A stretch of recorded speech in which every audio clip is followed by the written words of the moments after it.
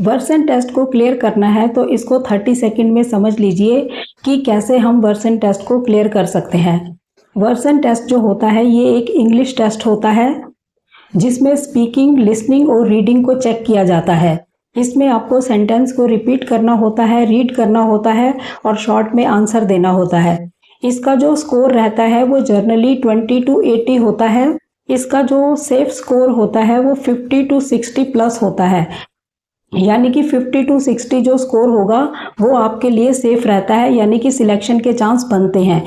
इसमें आपको बिल्कुल क्लियर बोलना होता है, फास्ट नहीं बोलना होता, माइक को बिल्कुल क्लियर रखना होता है, बैकग्राउंड नॉइज आपकी नहीं आनी चाहिए, इस बात का आपने ध्यान रखना होता है।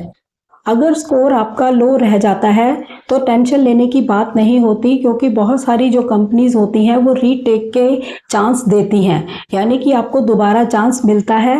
तो कई बारी अगर आपका स्कोर लो हो जाता है तो आपको टेंशन हो जाती है कि अब क्या होगा, तो टेंशन लेने की बात नहीं होती, इसका दोबारा चांस भी मिल जाता है। लेकिन जो पॉइंट्स मैंने आपको बताए हैं, अगर आप उस पर फोकस करते हैं तो आप इस टेस्ट को आसानी से क्लियर कर जाएंगे।